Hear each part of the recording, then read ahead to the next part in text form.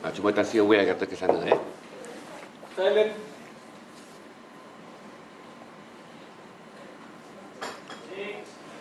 Assalamualaikum warahmatullahi wabarakatuh. Salam sejahtera dan selamat malam. Kita bersiaran untuk sesi yang kita nantikan. Poster saya dah naik seminggu. Inilah poster yang paling awal dalam sejarah Garasi pernah naikkan. Karena Garasi dikenali sebagai sentiasa last minute. Tapi poster Tan Sri Johan kita naikkan 7 hari lebih awal. Terima kasih pada anda yang mengikuti dan selalu bertanya bila sesinya. Memang inilah sesinya. Call traffic, sebab tadi saya dah call traffic 1200 sesi petang. Dan saya yakin kata sekejap lagi traffic sesi petang akan masuk dengan cepat. Cuma yang kawan-kawan yang tak ada sesi petang, tolong share pada member sesi malam.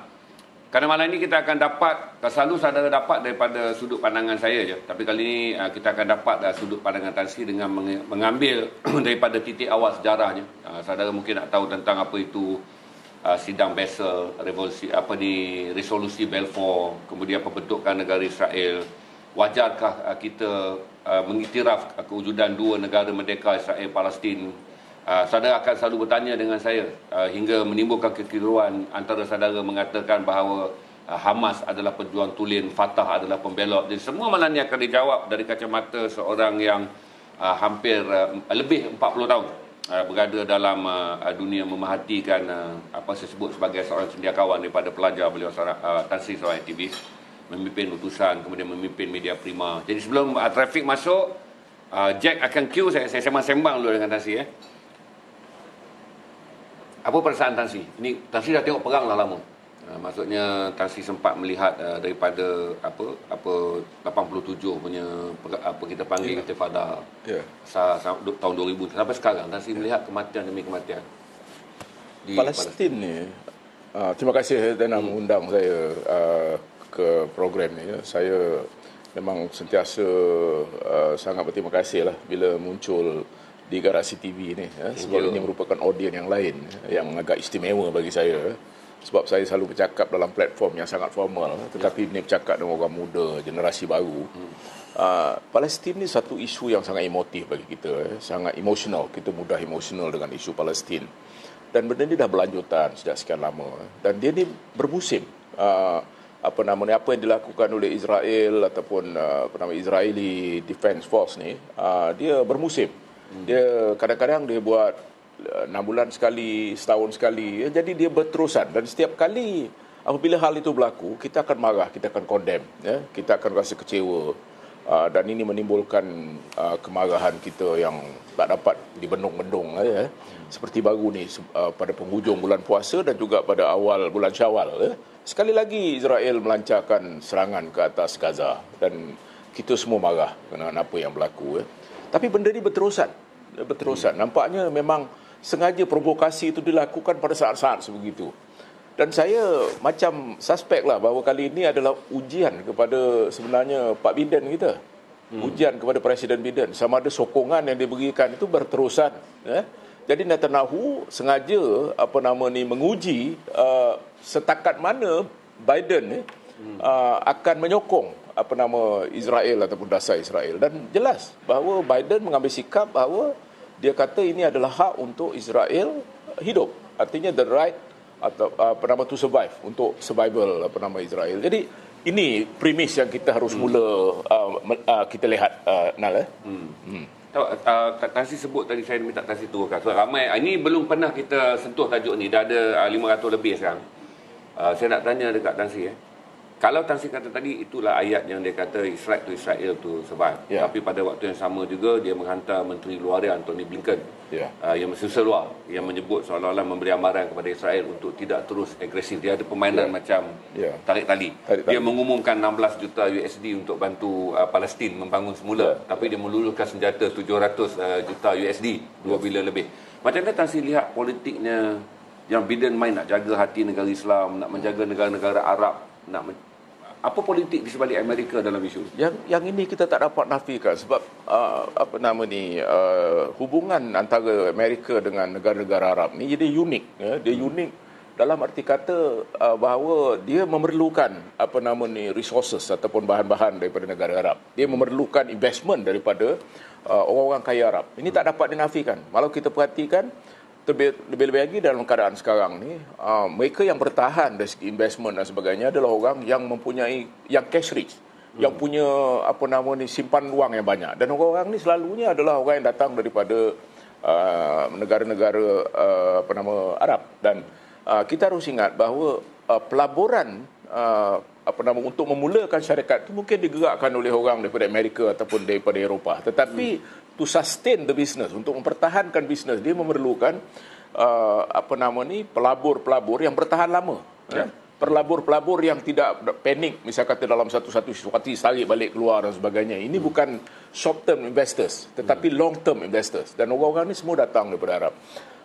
Banyaknya datang daripada Arab. Dan kita juga harus ingat bahawa minyak masih lagi merupakan satu komoditi yang sangat berharga. Jadi oleh kerana itu Biden cuba memainkan peranan ini. Tekanan daripada lobby Yahudi di Amerika ini cukup kuat. Ini kita dapat kita nafikan. Sesiapa sahaja yang dianggap anti-Semitic, yang dianggap sebagai tidak bersehaluan dengan faham untuk mempertahankan Israel, mereka ini akan ditarget. Jadi tidak ada ahli parlimen daripada mana pun, baik daripada Parti Republikan atau Demokrat, yang berani secara terang-terang menentang apa yang dilakukan oleh Yahudi. Dan kita tahu ada beberapa orang Muslim sekarang di Kongres. Tetapi suara mereka tentu tenggelam. Kita ada 2 orang wanita Muslim yang di dalam Kongres sekarang. Jadi semua suara itu akan tenggelam. Sesekali mereka akan buat kenyataan lah, dan salah seorang itu pun berdarah Palestin. Jadi kalau kita perhatikan, ini adalah sesuatu yang agak jelas dalam politik Amerika. Dan yang lebih penting lagi ialah bahawa oleh kerana tekanan ataupun pressure daripada lobby Yahudi itu yang sangat kuat. Dan Yahudi di Amerika ni, jumlahnya tak ramai, tetapi mereka menguasai, malah di dunia pun tak ramai. Di Israel pun lebih kurang dalam 7 juta saja. Tetapi oleh kerana mereka menguasai media, mereka menguasai perbankan, mereka menguasai pharmaceutical companies yang besar, mereka menguasai industri-industri besar, maka kuasa mereka itu cukup luar biasa. Dan oleh kerana itu kita perhatikan bahawa Biden harus mengimbangi di antara tekanan daripada lobby Yahudi ini, dan dia harus dilihat sebagai orang yang akan seperti juga presiden-presiden sebelum ini, termasuklah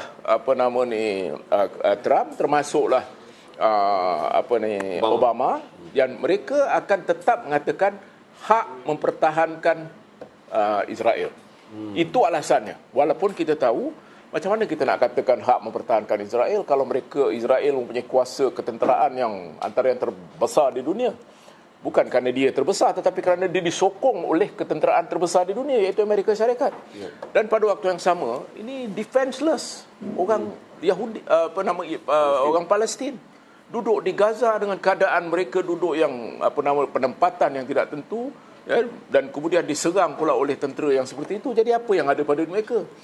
Kelompok yang tidak dapat mempertahankan diri kerana memang tidak dibenarkan untuk mempertahankan diri. Dan kita mengharapkan bahawa alasan atau argumennya adalah bagi Israel untuk terus bertahan. Tetapi bagaimana tentang orang Palestin? Kita ada berapa sekarang? Okey, 800. Saya akan pergi pada soalan yang serius. Saya dah minta Tan Sri, ramai orang hanya barangkali yang menonton, saudara Harun mendengar susul galur bagaimana Palestin Israel dibentuk, supaya dengan jelas kita dapat tahu bagaimana Israel pula menjadi sangat berpengaruh. Jadi saya akan minta Tan Sri bawa dulu daripada akar sejarahnya dalam brief, speech yang panjang tak apa, supaya kita dapat share mengenai apa itu, apa bentukan negara Israel, di mana dia bermula, kenapa Israel mempunyai hubungan yang sangat sentimental dengan British, kenapa Israel mempunyai sentimental dengan Amerika. Boleh Tan Sri jelaskan bagaimana untuk kita faham asalnya bumi Palestin yang dimiliki orang Islam, kemudian sekelip mata hilang dan wujud negara Israel, dan orang Palestin sekarang menjadi pelarian dalam tanah air sendiri. Kita harus bermula, kalau kita nak balik pada sejarah itu satu hal lah. Kita bercerita pasal kelompok Bani Israel ni yang kononnya mereka mengharapkan the promised land, tanah tumpak tu, tanah air mereka sendirilah. Ini cerita panjang. Kita boleh lihat daripada sejarah sampai ke zaman Firaun dan sebagainya. Kita tak payah sampai ke situlah. Tapi apa yang lebih penting bagi saya ialah apabila kejatuhan kerajaan Osmaniyah ataupun the Ottoman Empire di Turki, ini adalah kerajaan Islam yang terakhir. betul-betul empire Islam lah yang terakhir. Ya, sebelum tu kita ada kerajaan-kerajaan Islam yang hebat-hebat daripada Tanah Arab ataupun di India dan sebagainya. Tetapi ini adalah yang terakhir. Dan pada ketika itu kita dapati bahawa dengan kejatuhan kerajaan Osmaniyah ini, maka wilayah yang ditakluk ataupun yang dimiliki oleh Osmaniyah ini berpecah. Di antaranya ialah wilayah Palestin ni, ya, dan kemudian diletakkan di bawah protectorate yang disebutkan oleh penama orang sebagai protectorate ini di bawah perlindungan British. Ya. Dan pada ketika itu dalam tahun 1917 kita harus ingat ini berlaku kira-kira selepas Perang Dunia Pertama. Ya. Ada satu declaration yang sangat penting. Declaration ni cuma 67 perkataan je. Dipanggil The Balfour Declaration. Balfour ni sebenarnya adalah nama Menteri Luar British ketika itu. Dan kemudian dia menulis surat kepada Rothschild. Rothschild ni adalah seorang industrialis Yahudi yang berpengaruh di Europe, di United Kingdom masa itu. Dan dia menulis surat ni memberikan jaminan, ya, dalam 67 perkataan memberitahu bahawa kerajaan British akan memastikan penubuhan sebuah negara untuk orang Yahudi. Ini Balfour Declaration ini ditulis oleh Balfour ni pada 2 hari bulan November tahun 1917. Ya. Tetapi apa yang penting dalam deklarasi Balfour ni? Ini macam penyataan ataupun janji kerajaan British kepada orang Yahudi. Ya. Pada ketika itu, ini tahun 17 ni tahu dalam 67 perkataan dia menekankan antara lain ialah penubuhan sebuah negara untuk orang Yahudi. Tetapi dalam konteks itu dia kata tanpa sebarang prejudis terhadap hak orang yang tinggal di tempat itu, iaitu orang Palestin. Itu juga hak agama orang Palestin. Dan yang lebih penting lagi, non-Jewish community ataupun community yang bukan Yahudi. Tahun 1917. Ya, kemudian tahun 1947. Ya, itu gerakan yang lebih jelas selepas Perang Dunia yang kedua itu. Kita sebelum pada ketika itu untuk menggerakkan kerajaan ini. Dan pada tahun 1948, ya, maka diumumkan ni negara pun tak ada, apa pun tak ada. Yang ada cuma kekuatan orang Yahudi pada ketika itu dengan sokongan British dan juga dengan Amerika. Dan pada bulan Mei tahun itu, tahun 1948, maka diisytiharkan sebuah negara Yahudi. Pada hari perisytiharan itu dibuat, pada hari itu jugalah Presiden Amerika, Truman namanya, mengiktiraf penubuhan sebuah kerajaan Yahudi. Maka lahirlah Israel pada 14 hari bulan Mei tahun 1948. Itulah bermulanya.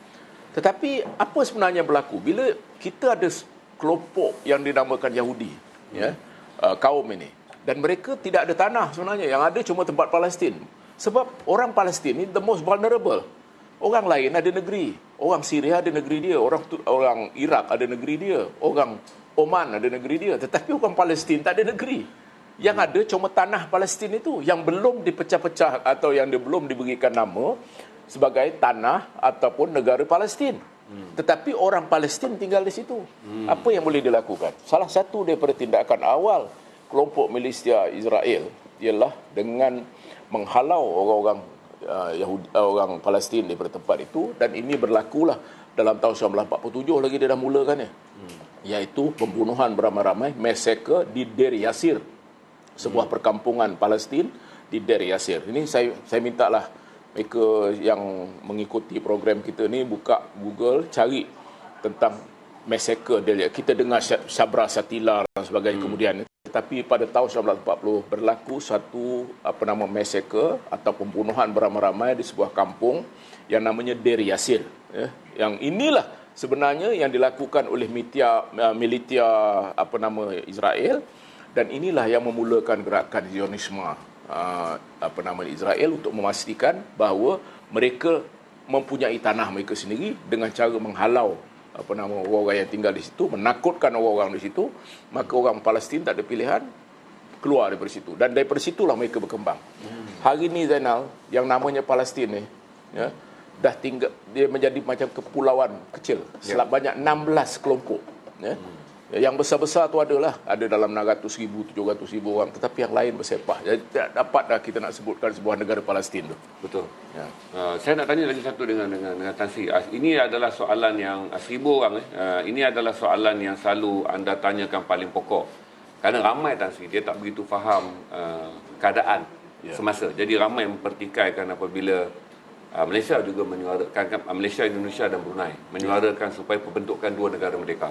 Pembentukan dua negara merdeka adalah isu lama hampir terpadam. Ramai orang tak follow. Bila berlaku intifada Tan Sri, bila berlaku perang 2008, perang 2014, kemerdekaan dua negara tak pernah dibualkan. Orang Malaysia banyaknya sedar tentang kemerdekaan dua negara bila Malaysia dan Brunei dan Indonesia mengeluarkan kenyataan bersama. Jadi ramai orang bantah.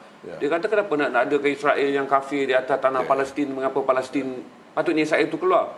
Itu perkataan mudah lah.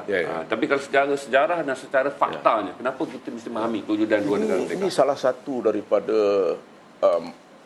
masalah psychological dan emosi yang sangat penting bila kita bercakap tentang soal Palestin. Banyak orang yang mengatakan bahawa kita tak sepatutnya membenarkan kewujudan dua negara. Satu ialah negara Israel dan satu lagi negara Palestin. Dan ini pernah diperingatkan apabila Yasir Arafat, Presiden PLO, datang ke Malaysia dalam penghujung tahun 80-an. Beliau datang ke Malaysia pada ketika itu dan saya ingat apa yang disebutkan oleh Tun Mahathir Mohamad. Pada ketika itu Yasir Arafat masih yakin bahawa dia akan mempunyai sebuah Palestin dan Palestin ini bukan cebesan kepulauan 16 kelompok ni, tetapi adalah sebuah negeri yang tersendiri. Dr. Mahathir saya ingat pada ketika itu mengingatkan dia kata you salvage apa yang tinggal. Sebab pada ketika itu kerajaan Israel sudah mula membuat penempatan, sudah mula menghalau perkampungan-perkampungan Palestin yang telah dilakukan sejak tahun 1948. Dan pada ketika itu pertahankanlah apa yang ada. Sama ada Gaza, tebing barat, di mana-mana pun pertahankan apa yang ada. Jangan sampai benda ini akan berpecah lagi. Tapi saya percayalah pada ketika itu kebijaksanaan Yasir Arafat ialah untuk memastikan bahawa dia menjadi pemimpin kepada sebuah negara. Walau sekecil mana tetapi kompak lah, bukan berpecah-pecah. Saya faham.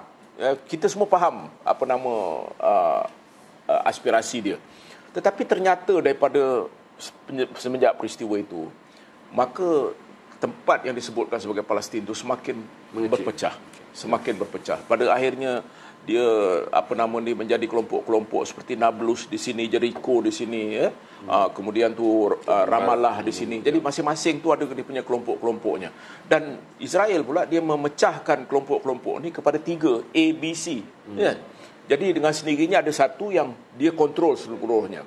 Ada satu lagi yang dia kontrol sebahagian. Ada satu lagi yang aspek keselamatan dia kontrol. Jadi maksudnya sampai ke hari ini kita tak dapat impian Arafat tu.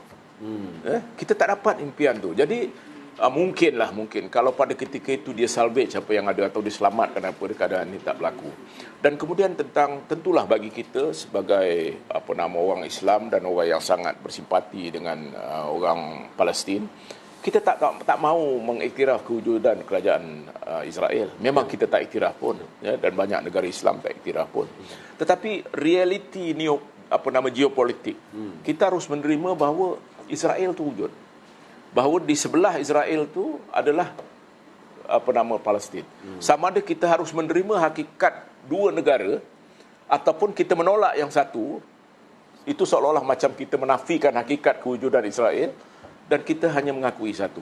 Jadi ini dilema yang selalu dihadapi. Tetapi negara Arab sekarang pun, dalam konteks hari ini, walaupun mereka secara resmi banyak yang tidak mengiktiraf kerajaan Israel, tetapi mereka menyedari bahawa impian untuk memastikan bahawa Palestin ini adalah satu entiti yang tersendiri tanpa Israel tak mungkin. Tak mungkin. Dalam keadaan hari inilah, kita tak tahu apa berlaku 20 tahun akan datang, tetapi dalam realiti hari ini. Jadi oleh kerana itu, kita harus menerima hakikat bahawa Israel itu ada. Tetapi bagaimana tentang Palestin? Jangan sampai kita menafikan hak orang Palestin. Palestin harus kita anggap sebagai sebuah negara yang berdaulat. Ya. Di United Nations, Israel tidak lagi dianggap sebagai negara berdaulat. Israel hanya satu protectorate yang negara yang diduduki, yang di bawah definisi. Jadi bagaimana kita nak menghadapi soal seperti ini? Jadi oleh kerana itu kita harus menerima hakikat ini bahawa kita lupakan Israel. Itu memang dah ada. Tetapi kita nak pastikan supaya Palestin menjadi sebuah negara yang berdaulat, diiktiraf. Kita terima.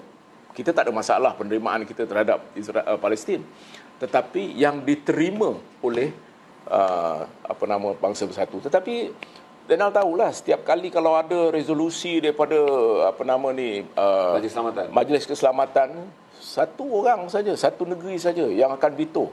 Jadi tidak dalam krisis yang terbaru ini pun Amerika menghalang daripada membuat satu resolusi untuk mempertahankan Palestin. Amerika itu menjadikan peristiwa 15, 16 dan 17 Mei yang dikatakan meeting makan angin, meeting makan allowance, di mana kesemua wakil negara-negara Majlis Keselamatan hadir.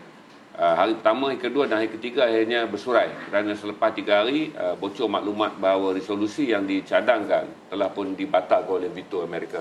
Walaupun berlaku perdebatan yang sangat kuat terutama daripada China dan Rusia, tapi veto menunjukkan bahawa tak perlu 5 negara tu undi majoriti. Seorang je kata tak, maka tak terpakai. Saya nak tanya lagi Tan Sri. Saya masih ingat pada tahun 1990, tahun 2004. Saya berbual dengan Datuk Chamil Waria. Waktu tu saya nak ke Palestin dan komen Datuk Chamil. Apa lagi nak dibuat nak? Dia kata saya. Membayangkan sebuah negara Palestin pun tak mungkin masa tu. Masa tu saya muda, saya rasa agak kecewa lah kenapa Datuk Chamil cakap macam tu. Tapi sekarang bila kita dah matang, kita dah tengok realistik, saya pun nampak bahawa secara impian tadi kita akan cuba buat kenyataan populis lah. Kita believe Israel, Yahudi, Palestin akan wujud sebagai wujud. Tapi kalau secara geopolitik hampir tak mungkin sekarang. Berarti Tan Sri dah tahu kata roadmap to peace sudah jadi macam buying time saja. Amerika menggula-gulakan negara-negara lain konon dia main peranan sebagai negara perunding. Satu hari akan wujud wilayah Palestin.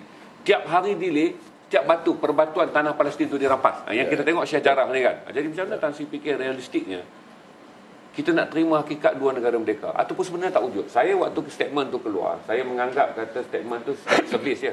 Saya sebut dalam stream saya ini lip service daripada Perdana Menteri kita, lip service daripada Presiden Soeharto dan lip service daripada Sultan Brunei. Saya anggap. Tapi Tan Sri sendiri tengok realistiknya macam mana? Kemungkinan adanya negara Palestin. Negara Palestin ini kita kena terima hakikat beginilah. Negara Palestin yang merdeka, negara Palestin yang berdaulat tidak mungkin lahir selagi orang-orang Arab di sekeliling, negara-negara Arab tidak memberikan sokongan. Betul. Saya mengesyakilah Zainal, ini niat bukanlah niat jahat, tapi saya percaya bahawa banyak negara-negara Arab ni merasakan tak perlu wujud negara Palestin. Maksudnya mereka merasakan bahawa lebih baiklah dalam keadaan sekarang ni. Mungkin saya salah. Mungkin lebih baiklah dalam keadaan sekarang ni daripada kalau wujud sebuah negara Palestin. Sebab seperti juga dulu penakluk ataupun kolonialis orang putih datang ke Afrika, datang ke Asia, memikirkan bahawa ini this is the burden, the white man's burden. Dia melihat kulit Zainal, dia kata ini beban bagi dia lah. Jadi dia datang sebagai imperialis ni untuk menyelamatkan Zainal lah.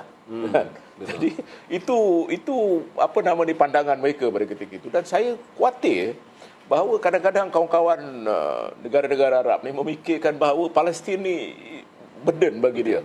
Begitu juga kalau kita perhatikan apa yang berlaku di Turki bagi kelompok minoriti di Turki. Begitu juga dia menganggap bahawa orang-orang ni adalah beban bagi dia.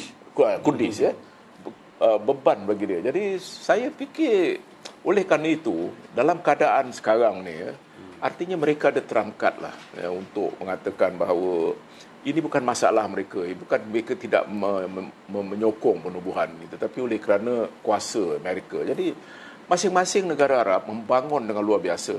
Ya. Kita tak pernah dengar negara-negara kecil yang dulu yang tidak ada dalam sejarah ini, semua dulu hidup dengan unta, ya. Tiba-tiba sekarang menjadi kuasa ekonomi yang luar biasa, ya. Mereka mempunyai kekayaan yang luar biasa dan sebagainya. Kasih sedang menyindir Bahrain, United Arab Bersatu, Emirat Arab Bersatu, Kasih sedang menyindir yang sekarang ni menjadi penjilat Yahudi. Jadi tiba-tiba negara-negara ini menjadi kaya. Tetapi cuba kita perhatikan pula 67 juta displaced people di dunia ini. Yang displaced ni maksudnya yang keluar daripada tanah tumpah darah mereka lah, ya. Ini termasuk pelarian daripada Syria, pelarian daripada Myanmar, pelarian daripada mana-mana. Daripada 67 juta ni, Zainal, 67 juta ni 2 kali penduduk Malaysia tau. Ya. Daripada 67 juta ni, lebih kurang 40 juta lebih atau 3 suku orang Islam. Ya. Baik di Afghanistan, yang mereka yang datang ke Peshawar dan sebagainya, daripada perang Afghanistan, banyak tinggal terus di Pakistan. Mereka merasakan mungkin kerana Pakistan dapat memberikan perlindungan, dapat memberikan pendidikan kepada anak-anak mereka daripada duduk terus di Afghanistan. Betul. Ya? Yang ini mungkinlah dulu dia lari kerana mereka perang dengan Rusia ataupun perang saudara. Tapi sekarang ni dah jadi ada motif lain lah. Ya? Tetapi berapa ramai orang Palestin yang displaced di seluruh dunia. Yang itu tidak lagi mereka yang duduk di dalam Palestin itu sendiri. Yang dianggap displaced people. Yang dianggap displaced people dan mereka hidup sebagai orang pelarian di negeri dia mereka sendiri. Betul. Untuk pengetahuan saya ada sebut tadi, keseluruhan rakyat Palestin adalah 5 juta. Di Baitul Maqdis dan juga di Gaza. Daripada 5 juta tu, 839,000 disenaraikan United Nations sebagai displaced. Unik, maksudnya bakinya tu adalah penduduk Palestin. Yang 839 tu dia dianggap pelarian yang datang menumpang di Gaza dan pelarian yang datang menumpang di tepi barat. Unik tu adalah macam inilah ya, rakyat Malaysia ni 800,000 duduk di Sungai Balang tu, Sungai Balang dikira pelarian. Jadi aneh tu kan. Macam mana kita nak menyebut tu, sedangkan orang Johor dianggap orang Johor, tapi dalam Johor ada orang Johor dianggap pelarian di tanah air Johor. Ini yang saya nak tanya. Tapi saya nak tanya satu lagi, Tan Sia, tentang cynical pandangan kita kepada negara Arab. Saya menerima satu maklumat mengatakan waktu Trump membentuk normal baru, memujuk Bahrain, memujuk UAE, memujuk Kuwait, memujuk Saudi, segala macam, termasuk Morocco, Tunisia dan juga Maghribi, dan mengumpan satu negara miskin bernama Sudan. Waktu itu kononnya adalah kerana China mempunyai pelaburan tunai sangat besar. Maka Trump telah memikat orang-orang Arab kaya, Arab negara kaya ni, kamu mempunyai wang, Israel mempunyai teknologi. Yang itu yang menjadikan mereka nak bergabung tunai untuk membentuk tunai baru yang dianggap tunai pro Amerika. Yang menjadikan, tapi tuan tadi Tan Sri, sejauh mana kita boleh lihat sampai satu level Bahrain, UAE mengiktiraf kewujudan Israel dalam permainan. Dia dah iktiraf. Kita rasa selepas ni Morocco, Tunisia dan Maghribi akan mengikutinya. Sudan dalam keadaan terdesak, dia kena ikut kalau dia nak keluar daripada senarai keganasan. Apa yang mengubah pandangan Tan Sri sampai orang Islam tu boleh melupakan Baitul Maqdis, negara-negara Arab kaya minyak ni, sampai anggap kata Palestin tu burden? Mesti dari segi mindsetnya tu ada. Tan Sri rasa apakah syaitan yang merasuk dalam kepala otak dia orang ni sampai dia boleh kata terima Israel dan abaikan Palestin dan lupakan tentang Baitul Maqdis? Practicality, menjadi pragmatik dan menjadi praktikal. Itu realiti semasa lah. Ini saya fikir ini lebih kepada desakan ringgit dan sen lah. Realitinya. Jadi kita pun sebenarnya kita tak tahu apa yang bermain dalam fikiran pimpinan negara-negara Arab, ya. Sebab perkara ini bukan baru. Bayangkan mereka menguasai sumber minyak yang paling besar. Mereka merupakan negara-negara yang kaya, ya, bukan kaya raya. Dan dalam keadaan begitu, kita rasakan bahawa tak mungkin, kita gunakan akal pun kita kata tak mungkin Palestin jadi Palestin. Tak mungkin mereka akan turut sama menyerang negara-negara miskin, seperti Yaman dan sebagainya. Dan tidak mungkin ada negara-negara miskin yang tidak terbela. Sewaktu program yang dibuat untuk menyelamatkan orang Ethiopia atau Habsah, kita memerlukan Bob Geldof untuk membantu, untuk menyelamatkan umat Islam yang kelaparan di Habsah. Di mana negara-negara kaya ini? Jadi kadang-kadang kita fikirlah, Zainal, ini masalah yang benda ni kalau kita fikirkan macam tak menasabah kan. Apakah dalam konteks kita memberi sedekah kepada negara-negara yang sepatutnya kita bantu, tetapi ada cara untuk membantu rakyat Palestin. Rakyat Palestin ni masalah pendidikannya ada masalah kehidupan kesihatan mereka ada masalah perumahan mereka ada masalah. Jadi semua ni ada. Bayangkan kalau misal kata boleh dibangunkan usaha ke arah perbaikan, senang cakap well-being lah, ataupun kebajikan orang Palestin ni. Berapa banyak yang kita boleh bantu. Kita orang Malaysia ni, orang Muslim di Malaysia ni, bila soal Palestin ni kita akan cepat kita bagi bantuan. Soal sama ada bantuan kita sampai tak sampai itu soal lain lah, itu isu yang lain. Dan kita akan menderma. Saya ingat dulu masa kita di utusan, berjuta kita collect apabila berlaku peristiwa seperti di Palestin. Malah setiap kali Palestin kita lancarkan tabung, jumlahnya selalunya tinggi. Sampai saya percaya pernah dapat sampai 5 juta, 6 juta dalam masa kurang daripada 1 bulan. Artinya orang kita ni, tetapi apa yang boleh 5 juta lakukan kalau semua sampai pun ke Palestin? Kita tak perlukan cara yang begitu. Sepatutnya dia mesti ada satu holistic approach, konklusif, dengan cara yang berkesan untuk membantu orang Palestin ni, Jangan fikir aspek lain lah. Soal pendidikan anak-anak dia sudahlah. Kalau Zainal lahir tahun 48, saya lahir tahun 53 Zainal. Tahun 48 semenjak wujudnya kerajaan Israel, artinya orang Palestin ni tidak ada negeri, tidak ada tempat pergantungan dan sebagainya sudah dalam lebih daripada 72 tahun, 71 tahun, 72 tahun lah. Bayangkan 71 tahun punya lama. Artinya saya pun lebih muda daripada itu. Daripada penderitaan orang Palestin. Kita anggapkan 73 tahun yang lalu orang Palestin sudah menderita, sampai hari ini terus menderita. Artinya bukan saja saya, tetapi anak dan cucu saya masih dalam penderitaan itu lagi. Cuba kita lihat daripada aspek yang lebih menyeluruh. Kalau kita dalam konteks itulah. Dan apakah 73 tahun dari sekarang mereka masih lagi dalam keadaan semacam itu? Keadaan seperti itu? Itu Allahu'alam lah kan. Tapi kalau tengokkan keadaan pada hari ini, Palestin akan berdepan, rakyat Palestin maksud saya akan berdepan dengan masalah ini 73 tahun yang lalu, dan besar kemungkinan kalau sesuatu tidak dilakukan 73 tahun akan datang. Kalau kita panjang umur lah, saya tak dapatlah tengok 73 tahun akan datang. Tapi generasi hari ini akan melihat apakah penderitaan ini bersambung. Tidak ada satu umat atau satu kelompok manusia dalam zaman moden yang telah melalui proses penderitaan sebegitu panjang. Kita tahu Somalia ada perang saudara. Kita tahu Afghanistan ada perang saudara. Kita tahu di Rwanda ada perang saudara. Kita tahu di banyak tempat ada konflik area. Tetapi tidak pernah berlaku secara konsisten, berterusan selama 73 tahun. Habis soalan kau nak. Kita dah tak ada soalan lagi nak tanyakan dalam konteks Palestin.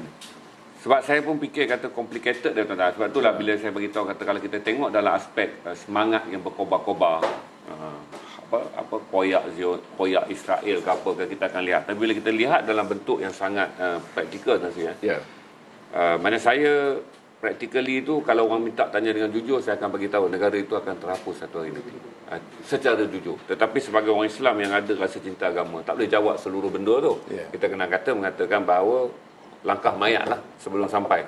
Itu cakap emosi. Tapi by practical atas paper, semua orang membuat analisis bahawa kalau kita tengok daripada kehilangan tanah. Hari pertama saja mereka merampas bumi Palestin, tuan-tuan. Mereka merampas 578 ketepatan. Hari ini tinggal 16, saya kata tadi.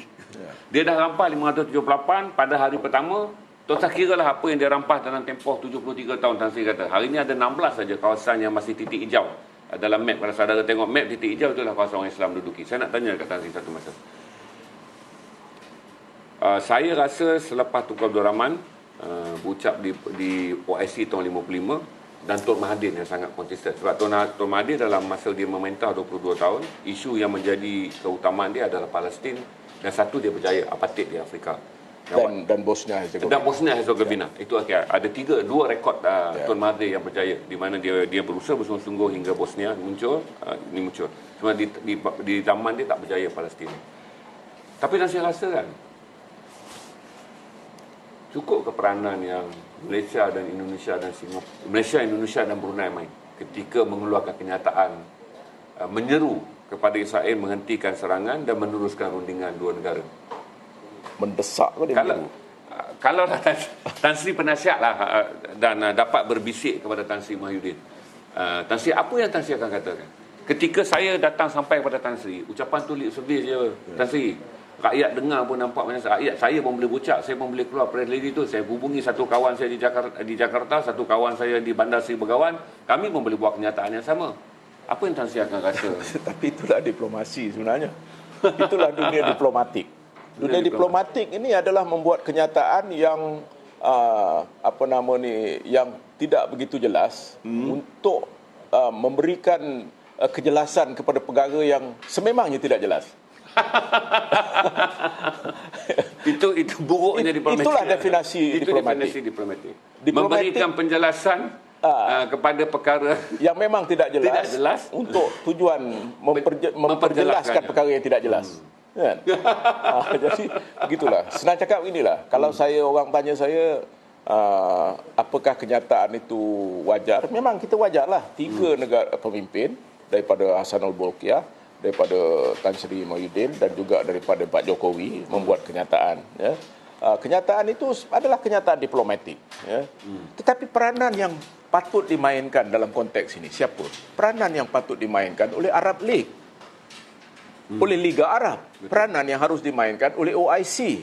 Inilah peranan yang patut mereka mainkan.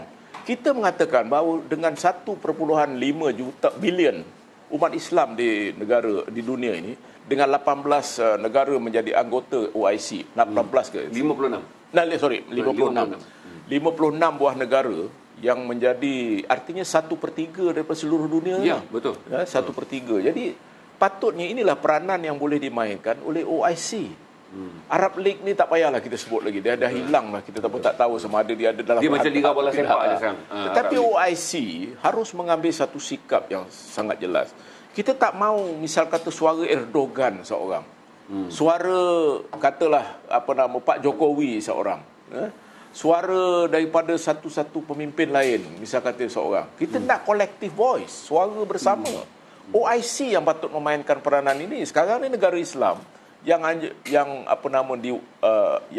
ada di muka bumi ini diwakili oleh OIC. Inilah peranan yang patut mereka mainkan. Dan OIC ini terdiri daripada negara Islam yang paling kaya sampai negara Islam yang paling miskin. Kan? Inilah the Commonwealth of Muslim countries. Kan? The Commonwealth of Muslim country. Betul. Sekurang-kurangnya apabila Commonwealth yang kita tahu yang di bawah imperialis Inggeris tu kan, bila ada isu mengenai Myanmar, mereka akan buat kenyataan. Ada sesuatu yang berlaku di Zimbabwe, mereka akan buat kenyataan. Kan? Tetapi OIC yang ada sekarang ni, apakah hanya sekadar paper tiger ataupun harimau kertas? Kan? Apa peranannya? Jadi bagaimana kita nak mengharapkan OIC membuat kenyataan kalau macam yang Zainal sebutkan tadi, dia punya geopolitik dari dalam itu sendiri pun sebahagian daripada negara-negara ini kata orang tu beholden atau tertakluk kepada negara kuasa besar. Betul. Macam di Amerika. Ya.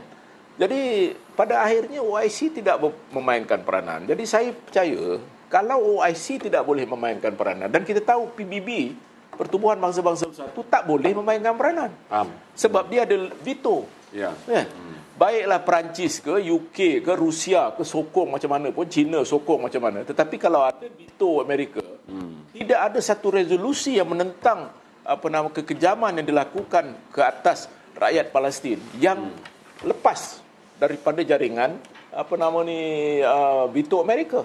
Jadi kalau itu keadaannya, OIC tidak ada veto. Ya. Tapi macam mana? Ya. Saya kata bila complicated kita buat. Sebab tu saya fikir kan, saya faham Tan Sri bila banyak orang terpaksa menggunakan naratif yang emosional.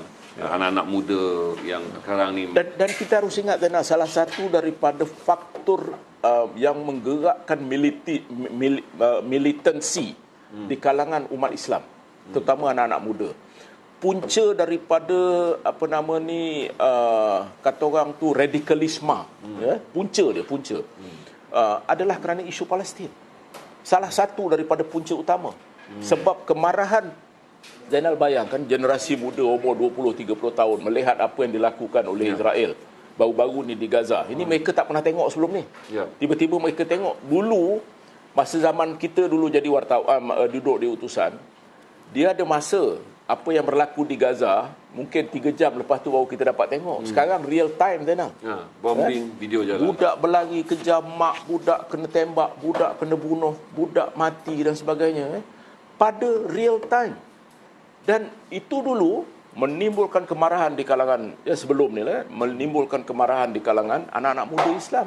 Dan mereka menjadi radikal. Bukanlah kita kata kita menyokong tindakan anak-anak muda itu kerana menjadi radikal ataupun menjadi militan ataupun menjadi suicide bomber. Itu memang bertentangan daripada prinsip Islam itu sendiri. Tetapi puncanya, ada anak muda kita boleh kontrol, ada anak muda kita tak boleh kontrol. Jadi ini salah satu daripada punca militansi atau radikalisme di kalangan anak-anak muda Islam ialah kerana Palestin. Dan kita dapat faham, kan? Zainal bayangkanlah bila kata dulu, bila berlaku keadaan macam ni, anak-anak muda semua bangun mendesak dan memberontak ni. Orang-orang ni kalau kita api-apikan, mereka akan pergi menjadi lebih radikal, kan? Tapi selagi tidak diselesaikan masalah Palestin, selagi tidak diselesaikan masalah Palestin, kita tidak akan dapat menangani isu radikalisme di kalangan anak-anak muda Islam. Sesetengah lah, walaupun bukan semua. Tetapi sesetengah mereka menahan kemarahan. Ini salah satu daripada punca. Saya tengok Tan Sri, bunyi apa saya tengok Tan Sri pada tahun 2000 hingga tahun 2005. Waktu tu Facebook belum ada, internet belum ada. Kita perang tu sangat dahsyat. Pembunuhan yang membabitkan hampir 3,000 nyawa. 2014 kemungkinan Facebook popular tapi belum lagi ada community citizen. Betul. Tapi 2000 bila naik saja perang 2021 Tan Sri, saya dapat melihat generasi yang kita panggil anak bongsu kita lah kot. Kalau bukan cucu anak bongsu kita. Saya boleh nampak the millennials ni lah. Millennials. Dia first time dia tengok. Kita dah tengok bagi kali yang tak keberapa. Macam saya tengok ini sebagai kali yang kelima. Boleh nampak Tan Sri. Sekiranya ada katalah di lobi semula militansi untuk Palestin seperti mana di lobi militansi Daesh dan segala macam, ada potensi keracunan dan juga hasutan tu akan berjaya. Tapi oleh kerana nasib baik kita dah dapat kawan negara sekurang-kurangnya pada ketika berlaku isu Palestin, Daesh telah pun melemah dengan dahsyat. Tapi unsur tu ada. Saya bersetuju dengan Tan Sri kata bahawa sekiranya isu Palestin berpanjangan dan dia menjadi petunjuk baru kepada anak muda sekarang, orang akan kembali nampak jihad tu. Orang akan kembali nampak jihad. Sebab jihad di Palestin akan dapat lebih jelas daripada berbanding ISIS dan juga Daesh ni. Betul. Saya nak tanya lagi satu Tan Sri. Katalah kalau Tan Sri memimpin dan Tan Sri ingin mendorong anak muda berfikir lebih proaktif dalam isu Palestin. Maksudnya sekarang ni kan semua kita ni kan berada dalam keadaan hilang arah. Apa yang Tan Sri cuba arahkan kepada anak muda supaya anda akan melihat besok, lusa apa semua. Macam mana Tan Sri nasihat mereka untuk melihat isu Palestin? Saya fikir salah satu daripada perkara yang penting yang kita lakukan, yang patut kita lakukan, ialah untuk memberikan kepahaman yang sebenar terhadap isu Palestin ni. Dan ini melibatkan soal Israel. Di antara Israel dengan fahaman Zionisme, itu adalah dua perkara yang berbeza. Di antara orang Yahudi, sebab banyak juga orang Yahudi yang tidak bersetuju dengan apa yang berlaku. Di antara orang Yahudi, sebab kita kena ingat, kita kadang-kadang kita labelkan semua orang Yahudi ni jahat, kan? Betul. Kita kena ingat juga bahawa banyak nabi-nabi kita pun asal daripada orang Bani Israel. daripada Bani Israel. Jadi kita kena terima hakikat tu juga. Jadi kadang-kadang kita kena bezakan yang itu. Kemudian satu lagi yang penting pada pendapat saya ialah untuk memahamkan apa sebenarnya yang menjadi masalah di Palestin. Ya. Dan kita tahu semua Presiden Amerika menyedari selagi Palestin tidak diselesaikan, isu Palestin tidak akan diselesaikan, banyak perkara tak dapat diselesaikan di Asia Barat. Ya. Dan ini akan berterusan. Ya. Tetapi pemahaman kita, oleh kerana kadang-kadang kita dikelabui oleh sentimen kita, ya, kerana kita kurang pemahaman tentang sejarah, maka kadang-kadang kita melihat itu daripada satu kacamata yang agak sempit. Ya. Tetapi kalau kita perhatikan dalam konteks yang lebih besar, rakyat Palestin ni kita mulakan dengan prinsip inilah. Mereka perlukan pembelaan. Pembelaan ni bukan saja dari segi kuasa untuk kita memberikan senjata ke apa, itu kita lupakan dulu. Tetapi pembelaan dalam konteks kesihatan, pendidikan, pemakanan dan sebagainya. Zainal bayangkan duduk di satu tempat, ya, di satu kawasan yang pergerakan ditentukan oleh tentera Israel. Ya. Orang Palestin pergi ke rumah-rumah orang Israel untuk bekerja. Setiap hari terpaksa beratur queue macam orang nak balik kampung, curi-curi masa PKP ni. Ya. Setiap hari benda itu berlaku. Ya.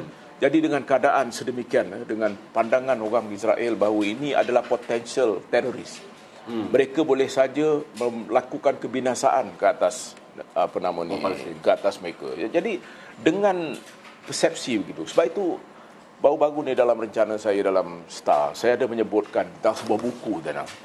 Buku ni ditulis oleh seorang namanya Jonah Goldhagen. Jonah Goldhagen ini adalah seorang graduan daripada sebuah universiti di Amerika. Dia menulis sebuah buku, namanya buku tu Hitler's Willing Executioner, ataupun pembunuh Hitler yang sukarela. Maksudnya treatise ataupun prinsip daripada buku itu mengatakan bahawa pada zaman Nazi Jerman, sewaktu pemerintahan Hitler, Nazi Jerman ini dia ada satu formula yang dipanggil the final solution untuk memastikan orang Yahudi dihapuskan. Ya, mereka hantar orang Yahudi pergi ke gas dan sebagainya. Kononnya, menurut ceritanya, menurut sejarah, 6 juta orang Yahudi terbunuh kerana program Holocaust ini. Jadi 6 juta. Soalan saya ialah, apakah orang Yahudi pada hari ini tidak belajar daripada apa yang berlaku pada diri mereka pada zaman Nazi Jerman? Apakah mereka tidak insaf bahawa apa yang diperlakukan oleh Hitler ke atas orang Yahudi itu menimbulkan kebinasaan dan kerosakan dan kehilangan nyawa yang begitu banyak kepada orang Yahudi, sehingga 6 juta orang mereka terhapus pada ketika itu, dihantar ke Poland, dihantar di Jerman dan sebagainya untuk digas, dibunuh dan sebagainya. Itu tragedi, kita faham itu. Tetapi kita lihat apa yang berlaku di Israel, di Palestin sekarang. Serangan ke atas Gaza, pembunuhan ke atas anak-anak. Ada soalan? Jadi semua ini menimbulkan implikasi yang sangat berat. Jadi dalam buku Jonah tu, dia menyebutkan bahawa dia persalahkan seluruh rakyat Jerman kerana pada ketika itu menyebabkan kematian orang Yahudi. Tetapi saya juga menanyakan dalam tulisan saya, cuba fikirkan sekarang, apakah kita patut menyalahkan seluruh rakyat Israel kerana dasar yang diperlakukan ke atas Palestin menggunakan buku yang dianggap penting oleh oleh akademik, orang-orang Yahudi sendiri? Itu soalan saya lah. Betul. Haziq, saya nak tanya satu. Satu pihak melihat Iran dan satu pihak melihat Turki. Dan Turki dan Iran berada di dua simpang yang berbeza. Iran kelihatan sedikit diam dalam kes Palestin. Sedikit diam, bunyinya taklah begitu sekencang bunyi. Sebelum saya pergi pada Muhammad Al-Sisi ni di Mesir, saya nak tanya dulu, apa yang Tan Sri lihat tentang keupayaan Erdogan dalam isu? Apakah dia juga hanya akan memainkan peranan menjerit ni? Sebab saya beritahu Tan Sri bahawa boleh saja setiap kali isu ni berlaku, tu menjerit daripada 2014 tu sekarang. Saya masih melihat keberkesanan apa yang Erdogan cakap, apa yang Erdogan seru, ketika kita dah tahu negara-negara Islam yang di Gulf ni, negara Teluk Kaya ni juga adalah negara yang tak mesra Turki. Macam Tan Sri melihat. Ramai orang yang sangat impress dengan Erdogan, tapi akhirnya kita kena bercakap realiti perjuangan Erdogan boleh sampai ke tahap mana. Apa yang Erdogan boleh buat? Apa Erdogan boleh buat? Dia orang Turki, dia bukan orang Arab. Turki dan Arab adalah dua dunia yang berbeza. Betul. Begitu juga Iran. Iran adalah orang Persian, Parsi. Parsi ini masalah Arab. Bagi orang Parsi ini masalah Arab. Ini tak ada kena-mengena dengan mereka. Begitu orang Turki. Cuma kita tahu bahawa Erdogan ni dia vokal dan dia menyatakan pendirian secara terbuka. Tetapi setakat itulah apa yang lebih boleh dia buat. Dia ada masalah dia sendiri, masalah Kurdis dia. Jadi saya fikir sebahagian daripada masalah dia tak mahu juga Palestin menjadi second Kurdis problem bagi dia. Jadi dia ada dia punya pandangan dia itu sendirilah, tapi kita hargai dia kerana dia berani bersuara dan sebagainya. Jadi ini masalahnya, Zainal. Pada akhirnya orang Arab sendiri tidak menganggap Palestin sebagai orang Arab. Itu masalah yang paling besar. Jadi dia kata ini is a Palestinian problem, it's not an Arab problem. Jadi orang Arab kata, orang Palestin kata bahawa kami ini adalah dia tersepit dari tengah-tengah tu, di antara semua geopolitik, segala krisis yang berlaku dalam Timur di Asia Barat tu. Soalan semua tak relevan untuk saya tanya. Betul-betul saya cakap kata soalan tak relevan untuk saya tanya. Sebab semua soalan ni saya fikir macam penyataan je, bukannya soalan. Saya terus je kepada Tasir mengenai peranan Al-Sisi, Jeneral Al-Sisi. Kerana Al-Sisi sekarang ni harapan hanya pada Al-Sisi, kerana Al-Sisi kelihatan boleh bercakap pada kedua-dua pihak. Al-Sisi boleh bercakap kepada Israel kerana dia memiliki perjanjian damai. Al-Sisi boleh mempengaruhi Palestin, terutama Fatah, kerana Fatah memerlukan pintu masuk Rafah daripada Mesir untuk mendapat bekalan makanan dan segala macam. Berarti Hamas sedegil mana pun dia kena mendengar cakap Jeneral Al-Sisi, kerana periuk nasi dan juga kemudahan makanan, perubatan semua akan datang daripada pintu Rafah. Kalau tadi kita nampak yang vokalnya adalah Erdogan, yang praktikalnya adalah Jeneral Al-Sisi, apa yang boleh kita harapkan kepada Mesir? Dan kalau saya dengar-dengar lah, ini betul tak betul tak tahulah, tapi nampaknya macam betul lah. Semenjak Mesir di bawah Abdul Fattah Al-Sisi. Ya, seperti beliau ni. Jadi apa yang berlaku ialah laluan melalui Rafah tu semakin sukar. Jadi banyak Muslim Aid Group ni yang nak masuk ni, mereka dapat komplain ataupun mereka banyak komplain. Keadaan tu semakin sukar, mungkin kerana dasar baru dan sebagainya untuk menjaga hati Israel dan sebagainya. Jadi either way lah, Zainal, yang ruginya orang Palestin jugalah. Sampaikan pada peringkat kalau nak masuk pun susah, nak bawa peralatan perubatan dan sebagainya. Ini bukan aduan daripada kumpulan daripada Malaysia saja, daripada mana-mana pun, jadi semakin sukar. Jadi maksudnya apabila mereka singgah di Mesir, Mesir tak nak keluarkan dia punya visa masuk bagi negara yang tak ada hubungan diplomatik, betul kan? Lebih kurang begitu. Dan juga yang lebih penting lagi ialah saluran masuk melalui Rafah tu dah macam tertutup. Tidak seluas dulu Morsi ataupun di bawah Morsi dan juga Mubarak. Jadi situasi itu agaknya berbeza lah. Jadi itulah harga yang harus dibayar apabila kita mula mengiktiraf sebuah negara macam Israel tu. Jadi kita terpaksa menjaga hati pula kan. Tapi korbannya buat apa? Korbannya adalah kebajikan rakyat Palestin. Kalau itu memberikan keuntungan kepada rakyat Palestin, alhamdulillah, tak ada masalah. Betul. Jadi ini adalah pandangan-pandangan tertentu lah. Jadi saya fikir macam Mesir ni big brother lah. Cuma Mesir ni tak sekaya negara-negara lain. Betul. Banding dengan Saudi, banding dengan United Arab Emirates, Oman, Qatar dan sebagainya. Kuwait semua. Ini semua kaya-kaya kan. Jadi Mesir ni ada masalah sendiri. Jadi semua ni menjadikan lebih kompleks lah. Kalau Zainal tanya saya tak berharap sangat lah. Saya tidak begitu, kata orang tu,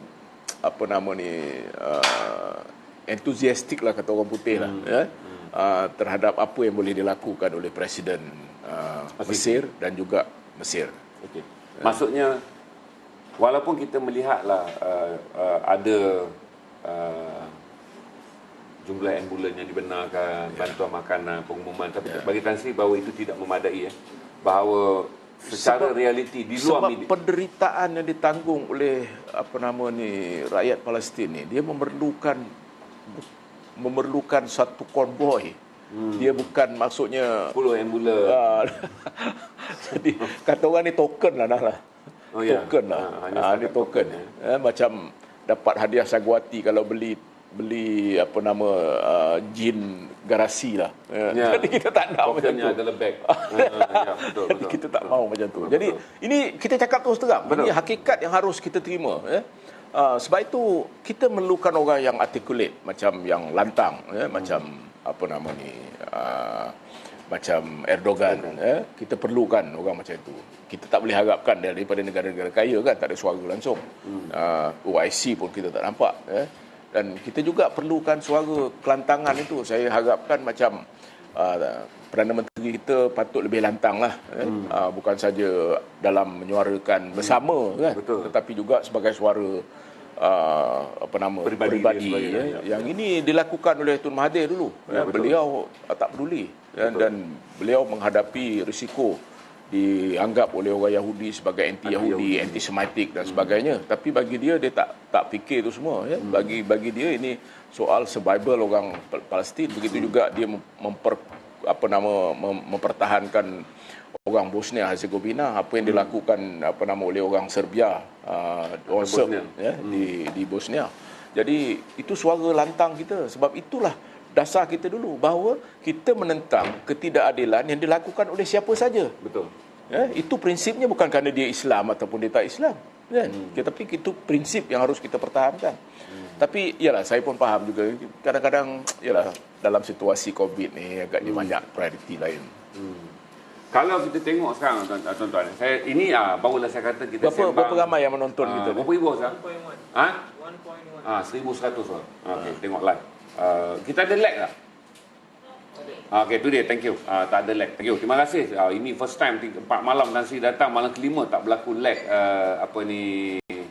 tak berlaku lag di Unify. Alhamdulillah. Saya nak tanya lagi satu soalan Tan Sri yang selalu orang tanya tentang Hamas dan juga Fatah. Ramai orang mengambil kesimpulan kerana Hamas, Brigade Al-Qassam adalah milik Hamas. Orang kata Hamas saja yang berperang dalam isu ini. Kerana Fatah adalah sebuah kerajaan rasmi yang mengadakan hubungan diplomatik, mengadakan hubungan diplomatik. Ada dialog lah, ada dialog. Orang mengatakan Palestin terbelah dua, dan orang tak begitu faham mengenai perlukah seluruh Palestin berperang dan bermati-matian seperti mana Hamas lakukan melalui brigade Al-Qassam. Tan Sri boleh jelas supaya orang lebih ramai boleh faham bahawa situasi dua beradik yang menjadi kita panggil dua pemimpin besar dalam politik Palestin. Ini pun satu lagi perkara yang kompleks dalam politik Palestin, di antara Hamas dan PLO ni, Al-Fatah ni. Jadi memang itu berlaku. Dan Israel pun pandai. Dia sebenarnya serang pun pecah dan perintah. Kan? Tahun ni dia serang di mana kedudukan Hamas. Dia cari alasan, besok dia serang di mana kedudukan yang lain. Jadi maksudnya ada dia punya pendekatan dia, ada approach dia lah. Tetapi bagi saya lah, saya fikir ini pengajaran. Banyak orang kata, ada juga pandangan yang mengatakan bahawa Fatah ni adalah the political body dan kemudian Hamas ni adalah the militant punya body kan. Tetapi ini dua fahaman yang berbeza. Sebab itu kadang-kadang dia menimbulkan masalah yang tersendiri. Masalah yang agak kritikal bagi orang Palestin. Saya fikir ini adalah masa dan kesempatan yang baik lah. Kalau tidak, kita akan berdepan dengan masalah ini sampai bila-bila. Ini peluang yang terbaik untuk orang Palestin bersatu, memikirkan masa depan mereka, melupakan kata orang tu sejarah, melupakan perselisihan dan sebagainya. Sebab pada akhirnya saya takut berlaku besok civil war sendiri, perang sama sendiri yang tak ada kesudahan. Jadi sekarang ni mungkin satu pihak akan menyalahkan satu pihak yang lain, kan engkaulah Israel serang. Dan ini memang diharapkan oleh Israel lah. Ya. Supaya Fatah menganggap bahawa Hamas punca. Okay. Dan kemudian benda akan berlarutan. Jadi saya fikir politik dalaman ni kena diperbetulkan lah. Sebab itu dulu kita ada seorang Yasir Arafat. Dia adalah orang yang dapat kontrol seluruh Palestin. Sekarang ni tak mungkin benda tu berlaku. Jadi Hamas ada dia punya kekuatan dia sendiri, Fatah ada kekuatan dia sendiri. Jadi oleh kerana itu kita akan berterusan dengan masalah macam ni. Saya fikir dalaman ini perlu diperbetulkan jugalah. Saya ramai yang bercakap tu. Saya ingat Tun pun juga juga pernah bercakap begitu ketika Yasir Arafat melawat Tan Sri pun dah sebut Tun konsisten juga pada ucapan ni yang terakhir pun dia bercakap tentang masalah Palestin adalah penyatuan yang juga adalah penting. Sebab kalau kita perhatikan Hamas ni dianggap sebagai terrorist group oleh Amerika. Jadi itu pun dah satu cap atau label yang menyulitkan. Jadi artinya secara resmi kerajaan yang hendak mencari penyelesaian tidak boleh berdialog dengan mana-mana kelompok yang dilabelkan sebagai teroris. Artinya dengan Hamas lah dalam konteks itu kan. Dan itu tinggalnya akhirnya terpaksa bercakap dengan Mahmud Abbas dan PLO. Macam mana kita nak menafikan hakikat kewujudan Hamas? Hamas sekarang ni berkuasa di Gaza. Itu masalah dia. Complicated dia. Jadi ini benda ni complicated lah. Sekiranya rundingan dibuat oleh Mahmud Abbas, dia dianggap sebagai orang PLO ataupun orang Fatah dari tepi barat. Untuk berdialog dengan Ismail Haniyeh. Israel kata ini adalah penganas. Itu yang dan bila Israel kata penganas, Amerika kata penganas. Artinya they are not going to open a discussion dengan mana-mana pertubuhan yang dilabelkan sebagai pengganas. Hampir keseluruhan tuan-tuan bila kita lihat daripada sudut yang ada dalam diskusi malam ini untuk melihat realitinya tuan-tuan. Bukan kita nak war-war perkara yang nak menggembirakan saudara-saudara, memberi gula-gula. Tapi the real faktornya dah tidak memihak kepada Palestin. Sama ada daripada dunia Arab, sama ada daripada dunia Islam OIC, isu domestiknya sendiri. Ini ada soalan dia kata ini susah ni. Pun bukan soalan ni saya nak tanya ni tuan-tuan. Sebab saya fikir kata bukan soalan untuk saya tanya. Saya nak ambil yang mana yang boleh saya sampai tahap soalan ni tuan-tuan. Betul, saya minta maaf tuan-tuan. Ni semua tak sampai tahap soalan ni. Sebab ini adalah pernyataan yang kalau tanya dekat Tan Sri pun dia tak nak jawab. Saya tak tanyalah, nanti menyusahkan Tan Sri ya. Dan ini pun saya tak boleh tanya, kerana kalau saya tanya pun Tan Sri tak akan jawab, kerana soalan ini akan menyebabkan Tan Sri jump to conclusion bagi satu sumber yang kena buat dalam syak wasangka. Saya tak akan tanya, sebab jurnalis tak akan tanya kepada jurnalis dalam soal yang bersangkut dengan syak wasangka. Bagi saya akan tanya dengan Tan Sri satu lagi soalan yang lebih penting.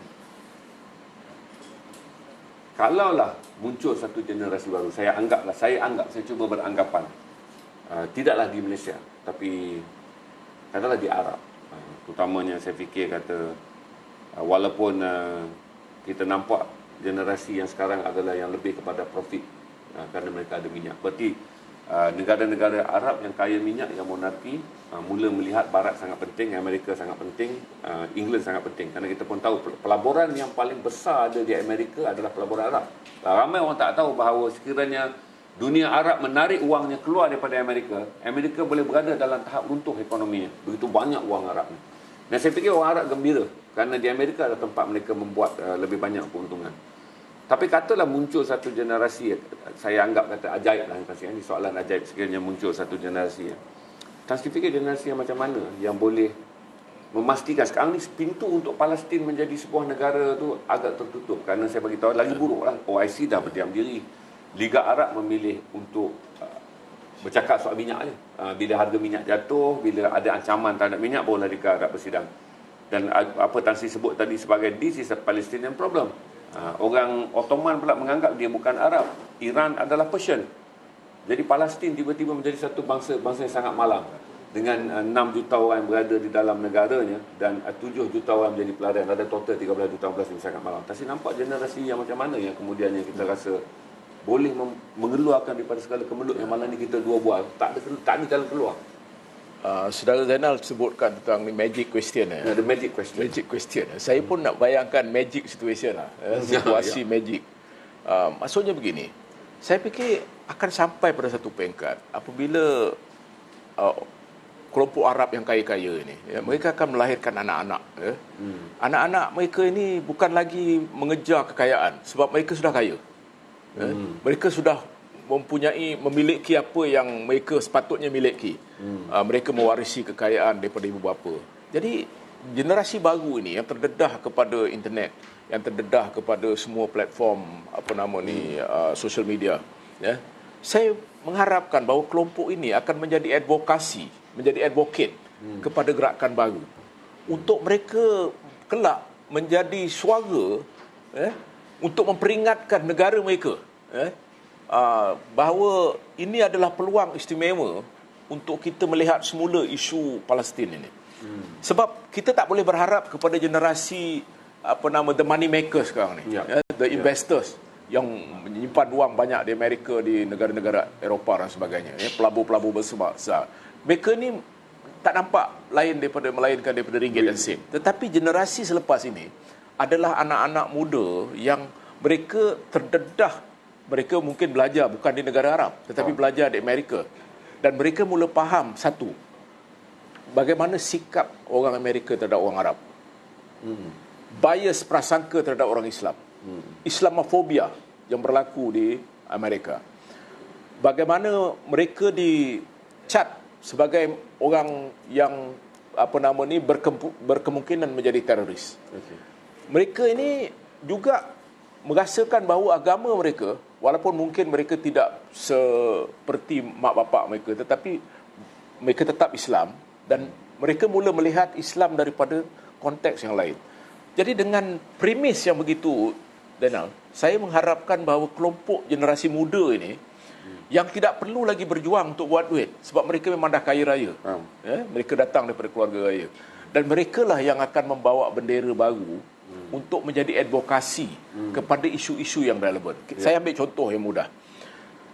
Tidak ada siapa yang percaya bahawa di dunia Arab akan wujud sebuah Al Jazeera. Tak ada siapa yang menyangka. Betul. Di negara Arab yang sebahagian besarnya merupakan negara monarki, yang sebahagian besarnya merupakan negara yang dikongkong, yang tidak ada kebebasan sehingga anak orang perempuan pun tak boleh bawa kereta di setengah-setengah negara. Tetapi mereka ada satu platform ketika itu, digerakkan dari Qatar, bahawa ada Al Jazeera. Dan Al Jazeera ini tiba-tiba orang Arab yang selama ini tidak ada suara, mereka punya suara. Kata orang tu the powerless, the voiceless Arabs yang di jalan, yang duduk di Mesir, di Kahirah, di Algeria, di Maghribi, di Oman dan sebagainya. Generasi-generasi kelompok ini tiba-tiba melihat realiti baru, bukan seperti mana yang dipaparkan dalam televisyen resmi mereka, tetapi mereka melihat suara orang Arab. Dan Al Jazeera dianggap sebagai bertanggungjawab ke atas Arab Revolution, the Spring Revolution tu, kan? Apa dia panggil tu? Arab Spring tu. Jadi wujud Al Jazeera. Saya tahu sebab kawan saya namanya Wadah Kandar. Wadah Kandar ni dia orang Al Jazeera. Jadi tiba-tiba kita perhatikan bahawa ada kebebasan dan negara-negara Arab terpanjat. Sebab selama ni tidak ada televisyen macam tu. Tiba-tiba mereka dapat melihat realiti masalah yang berlaku di, kata orang, the streets of Cairo. Di jalan-jalan raya di bawah, protes, ketidaksenangan, kekecewaan yang dilontarkan, yang didedahkan oleh Al Jazeera. Dan dengan sendirinya kita perhatikan bahawa Al Jazeera ini menjadi satu stesen televisyen yang sangat berpengaruh di negara Arab. Betul.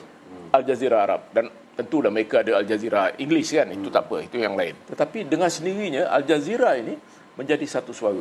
Siapa yang menyangka bahawa di dunia Arab ada sebuah Al Jazeera? Begitu juga pada pandangan saya, siapa yang menyangka satu hari nanti anak-anak muda Arab yang terdidik di luar negara, yang terdedah kepada platform social media, ya, dan mereka ini bukan orang yang lagi perlu berjuang untuk mencari sesuap nasi. Memang kelompok ini, dan begitu juga pada waktu yang sama, anak-anak muda yang tidak mendapat pendidikan macam counterpart mereka, ya, yang duduk di di kawasan-kawasan miskin dan sebagainya, ya, walaupun mereka berpendidikan, tetapi mereka tidak belajar di Arab dan mereka tidak banyak duit. Kelompok ini juga mempunyai kesedaran baru. Sebahagiannya dibentuk oleh Al Jazeera. Betul. Ya? Dan orang-orang inilah kita harapkan akan menjadi juru bicara bagi masyarakat, orang yang seperti orang Palestin. Saya boleh nampak dan saya setuju sebab saya lihat juga dan saya bila saya follow di internet kita pun, di Facebook Malaysia pun. Untuk pertama kali tadi, dulu kalau kita sebut saja isu Palestin ni, dia adalah isu ABIM, isu GPMS. Waktu kita duduk di utusan pun tak boleh tanya man on the street sebab orang tak begitu tahu tentang Palestin. Tapi hari ni Tansi, bila saya tengok dia tubuh jabatan netizen negara Malaysia, ini anak-anak muda yang saya dapat lihat Tansi bahawa dari mak rempit, orang yang minat motor, daripada dalam tu orang yang minat seluar jin, daripada dalam tu budak skema yang menjadi pemimpin persatuan, macam-macam wajah kita akan lihat, dan kesedaran mereka kepada Palestin kalau kita uji Tansi adalah satu yang tak dimiliki kita pada usia 20-an. Kita pun tak ada kesan tinggi macam itu. Itu saya nampak di Malaysia dan saya percaya juga bahawa sudah tentulah lebih di negara Arab. Walaupun anak-anak muda ni secara emosi, kita faham lah. Itu dah baik. Maksudnya menjadi emosional bagus ketika berusia 20 itu tanda baik anda mula concern. Dan saya terkejut juga melihat posting-posting kalau tuan datang lihat kemahuan dan juga semangat dia orang. Sampai satu masa mereka merasa kecewa. Mereka kecewa dengan Datuk Seri Haji Hadi sebagai duta ke. Kerana rakyat merasa dutanya harus berkata lebih. Mereka kecewa dengan Perdana Menteri kerana Perdana Menteri harus berkata lebih. Mereka kecewa dengan Datuk Seri Hisham kerana Datuk Hisham patut berkata lebih. Saya fikir apa yang Tan Sri kata adalah satu yang tak bukan magic. Saya fikir kata dengan menggunakan jalur yang saya lihat di Malaysia, saya percaya bahawa anak-anak Arab yang akan ada sekarang akan mula merasa bahawa pendirian bapa-bapa mereka yang berkiblatkan Amerika ni akan salah. Okey, saya akan tanya ambil mic ni. Okey, saya akan tanya soalan, tapi saya tak boleh nak ambil soalan ni, cuma saya akan cuba generalkan soalan Tan Sri. Mereka cuba memberi gambaran tentang Saudi. Ini soalan prasangka. Maksudnya di peringkat media tak pernah bincang, tapi saya ambil dia satu tanda menghormati penonton. Mereka menggambarkan bahawa Saudi juga akan menjadi satu lagi sekutu Israel selepas UAE. Maksudnya beginilah, kalau Saudi menjadi sekutu Israel, game over lah. Kalau main game tu game over. Maksudnya bapa bagi segala Arab telah memilih untuk mengiktiraf Israel. Sejauh mana Tan Sri boleh nampak bahawa Arab Saudi akan menjadi sebuah negara pro-Israel? Saya fikir perkataan pro-Israel tu tak begitu tepat. Tapi saya fikir bahawa mengambil kira lah situasi yang berlaku pada masa ini. Saya tidak terperanjat. Saya menjadi diplomatik ni. Saya tidak terperanjat sekiranya Saudi seperti juga negara-negara lain mengambil sikap untuk berbaik-baik dengan Israel. Soal pengiktirafan tu soal lain. Itu adalah langkah yang kedua. Tetapi laluan ke arah itu dah semakin jelas. Kan kita perhatikan nampak ada arah itu dah nampak. Mungkin saya salah tapi ini boleh betul. Kerana Saudi tak mengkritik. Kerana Saudi tak mengkritik serangan sebelah saja ni. Jadi ini semua. Tapi yang lebih penting bagi saya lah Zainal, Israel membuat kesilapan besar dalam serangan ke atas Gaza kali ini. Seperti juga mereka membuat kesilapan besar menyerang Beirut, menyerang Lebanon dalam tahun 2014. Lebanon itu mereka tiba-tiba merasa bahawa mereka berdepan bukan dengan militer yang disebutkan Hezbollah, tetapi mereka berdepan dengan pandangan dunia. Lebanon ni adalah negara yang sebenarnya tak ada sebab untuk diserang. Betul. Jadi bukan ancaman pun. Bukan ancaman pada dia. Tetapi kali ini saya fikir serangan Israel telah membuka mata, macam Zainal sebut, generasi baru. Bukan saja di kalangan orang Islam, tetapi bukan Islam. Disebabkan oleh pengaruh sosial media. Dan tiba-tiba kalau kita perhatikan ribuan orang berarak di ibu-ibu kota besar di Amerika dan juga di London, di UK. Dan ini mereka ni bukan orang Islam saja. Betul. Orang bukan Islam pun. Dan anak-anak muda yang saudara Zainal sebutkan tadi, yang menyatakan pendirian mereka dengan keadaan marah dan sebagainya. Sebab mereka melihat real time bagaimana kematian, kekejaman, pengeboman yang dilakukan dan sebagainya ini. Tiba-tiba kita dapat melihat situasi ini. Sebab itu saya fikir apabila ada usaha untuk gencatan senjata, cepat-cepat Israel mengambil kesempatan itu. Sebab betul, ini perang yang paling pendek. Ini perang yang paling pendek sebab saya fikir public opinion dunia sudah sudah menentang Israel. Dan Israel terkesan. Sebab itu saya fikir agaknya lah Biden telefon Netanyahu bagi tahu kat dia, kau baik kau berhenti. Kalau tidak nanti akan jadi masalah. Saya fikir antara kesilapan yang dilakukan ialah saya belum pernah mendengar dulu pernah Al Jazeera dibom oleh tentera Amerika sewaktu di Baghdad. Tetapi kali ini dia bukan saja bom Al Jazeera, tetapi dia hancurkan ibu pejabat AP, Associated Press. Dan saya belum pernah mendengar ketua ataupun CEO kepada mana-mana badan media barat mengecam tindakan Israel. Ya, itu betul. Itu saya akui kata. Jadi saya fikir ini kesilapan yang telah dilakukan oleh Israel, dan saya fikir inilah titik tolak penting. Sebab itu at the expense of the death of Palestinian, korbannya adalah rakyat Palestinian, tetapi ini adalah kata orang tipping point yang penting dalam konflik di Palestin ataupun di situ. Tuan-tuan dah dengar pengalaman lebih 40 tahun Tan Sri dengan media. Sampai sekarang tokoh wartawan negara. Sampai sekarang beliau menulis kolom dalam bahasa Inggeris, The Star, kolom dalam bahasa Melayu di Akhbar Sinar Harian, tak pernah berhenti menulis, menelaah. Saya tak mahu bawa diskusi ni pergi kepada diskusi emosional. Kita dah bincang dah. Saya nak tengok factual je. Walaupun fact itu tidak menggembirakan. Kerana saya nak anda melihat satu sudut pandangan bahawa kita tak boleh dipalsukan oleh harapan. Dan bagusnya kerana Tan Sri tak nak bagi harapan palsu. Berarti walaupun boleh meraih populis lah Tan Sri, tapi Tan Sri mempertahankan bahawa sebagai media, fact is fact. Tak perlu bercakap meluap-luap seperti ahli politik mencari undi. Secara faktanya Tan Sri Johan telah memberi gambaran bahawa tiada merit ataupun tiada kredit untuk keadaan Palestin sekarang. Palestin akan terus terhimpit. Penderitaan 73 tahun yang telah dilihat sejak pendudukan 14 hari bulan Mei tahun 1948, penubuhan Israel, kemudian 5 kali perang. Tan Sri cerita Palestin makin mengecil. Al-Sisi yang dilihatnya lebih buruk memelayan Palestin berbanding zaman Hosni Mubarak dan juga Dr. Morsi. Dilihatnya Arab yang telah mula menganggap Palestin bukan Arab. Maksudnya negara-negara Arab menganggap kerana Palestin tu burden, maka disebut Palestinian. They won't call them is Arabian anymore. Dan begitu juga Parsi yang mengatakan ini bukan isu Parsi. Jadi kalau kita lihat seluruh merit ni, apa yang Tan Sri sebut adalah kita mengharapkan magic. Cuma magic tu ada asas kerana kesedaran golongan muda sekarang sangat luar biasa. Sebab tu saya tengok demonstrasi betul. Di Australia pun saya terkejut.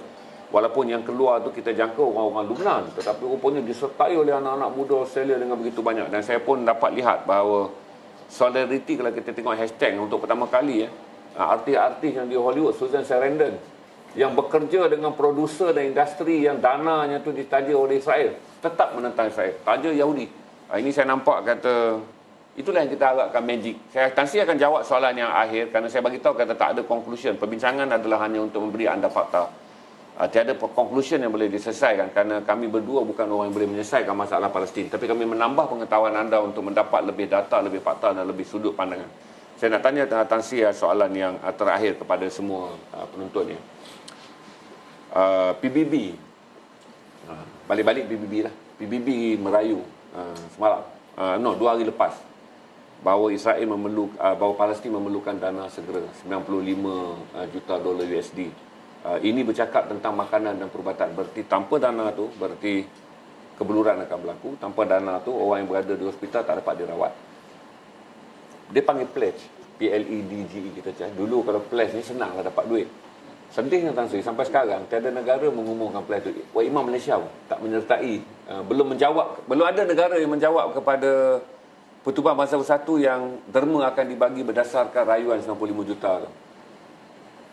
Tan Sri bagi komen, lepas tu saya siang tadi bagi komen mengatakan lupakanlah tentang negara, dia balik kepada ummah. Maksudnya sekarang kalau 95 juta tu diperlukan, tak perlulah ke PBB, sebab PBB memerlukan dana negara tapi NGO kita. Tan Sri ada pandangan. Berapalah banyak 90 juta tu? 400 juta duit Malaysia.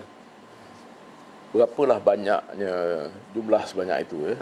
Kalau hanya 6% daripada pembelian kelab-kelab besar oleh jutawan Arab. Saya fikir itu tak melebihi 1%.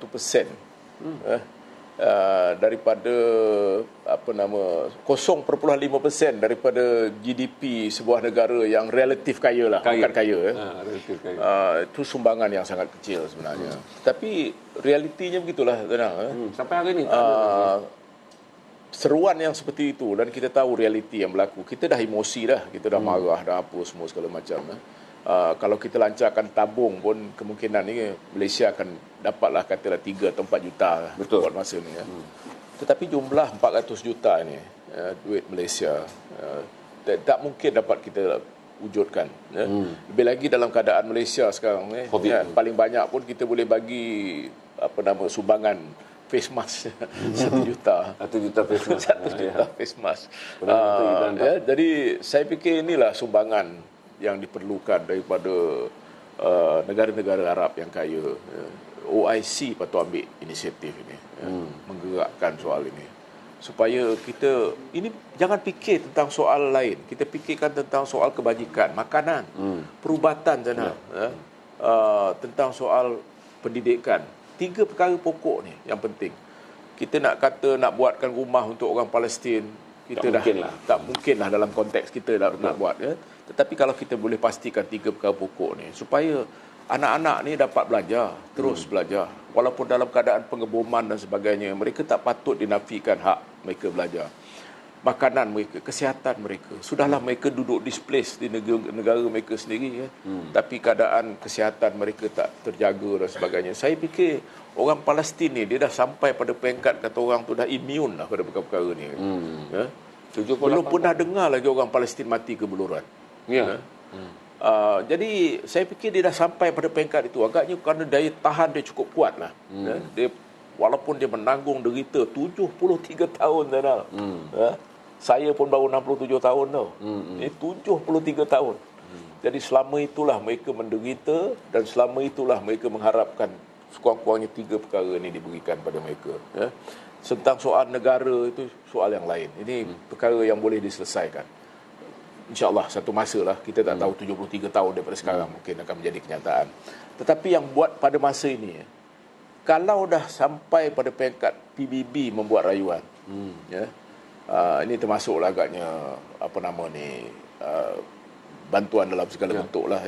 Tetapi kalau dah itu pun tidak ada respon daripada negara-negara 48 jam lah saya berada di garasi dah 48 jadi, jam tak keluar. Kalau itu negara pun tak ada, saya fikir memang akan ada masalah lah. Jadi memang sukar lah.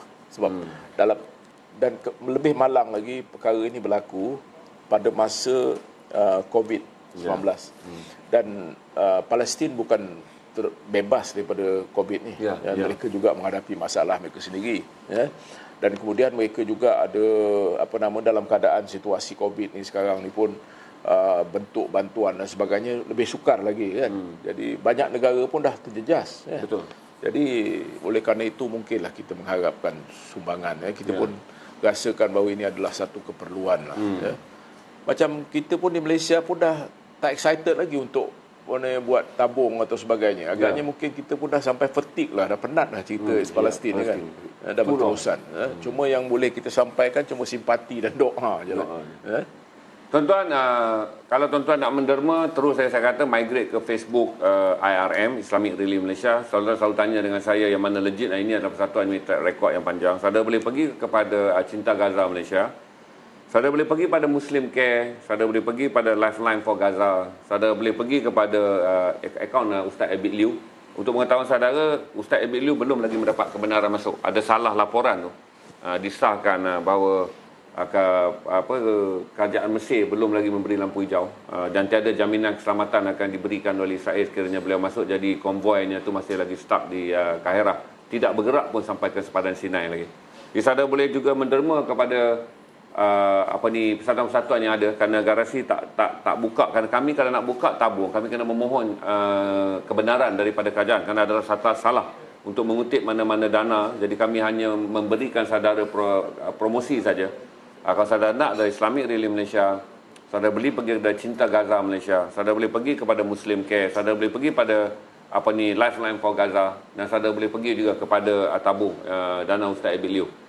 Saya ucap terima kasih kepada Tan Sri datang. Ini fakta, tuan-tuan. Tuan-tuan tak payah pusing nanti kata tak ada penyelesaian. Kecuali kalau aku Antonio Guterres dan aku sedang bercakap dengan Presiden Joe Biden, itu mungkin ada penyelesaian. Tapi apa yang kita sedang discuss bukanlah mencari penyelesaian, tetapi lebih memahami reality case. Dan saya bergembira kerana Tan Sri datang untuk memberi gambaran yang memberikan kita lebih ruang untuk berfikir bahawa tidak ada kredit dan tidak ada merit untuk Palestin sekarang. Dan apatah lagi nak bincang dua negara ni dah jadi jauh dah, Tan Sri. Maksudnya nak bincang tentang masih wujud ke Palestin pun Tan Sri bagi gambaran menungkak dagu. Saya mengucap terima kasih pada kedatangan Tan Sri, dan insya-Allah Tan Sri akan datang lagi. Tan Sri memang excited dia datang nak bincang saya tentang Osman Awang, kerana Tan Sri ni dengan sasawan negara Osman Awang sangat sentimental. Saya kata Tan Sri nak atur cepat ni, tapi dah PKP pula. Jadi tak apa, insya-Allah kita akan stream, kerana cita-cita Tan Sri adalah mempromosi kepada anda. Kita akan bawa anak dia. Bawa anak dia sekali. Sebab Tan Sri bercita-cita untuk stream dengan saudara dan mempromosi apa yang beliau anggap sebagai satu yang sentimental tentang Osman Awang, sasawan negara yang telah kembali ke rahmatullah. Tan Sri nak hidupkan sekurang-kurangnya saudara membaca, kenal Osman Awang. InsyaAllah saya akan bawa Tan Sri datang apabila kalau PKP ni habis dan penggal kedua membenarkan Tan Sri rentas. Kita akan bersama dengan anak Osman Awang dan kita promosi karya-karya Osman Awang. Kerana saya pun dah jadi kesiam nak tengok Tan Sri, sebab datang tadi pertama dia tak tanya apa-apa, dia tanya, "Nah, bila kita nak buat tentang Osman Awang?" Dan saya ingat lagi beberapa orang yang masih ingat duk bangkit dekat poster bila nak cakap Tan Sri nak cakap tentang tulang-tulang berserakan. Jadi ada orang yang ingat janji kita dulu nak stream Osman Awang. So Tan Sri lepas ni datang lagi, kita akan tengok apa perkembangan PKP. Saya mengucapkan terima kasih kerana sesi akademik yang tertinggi ni, iaitu kita capai 1000 lebih bagi perbincangan yang serius mengenai Palestin. Terima kasih kerana anda stay. Saya akan boost video ni kerana saya tahu ramai yang ada hal kemungkinan panic buying dan kali terakhir malah nak pergi beli segala persediaan kerana PKP. Terima kasih Tan Sri. Terima kasih. Terima kasih semua. Assalamualaikum warahmatullahi wabarakatuh.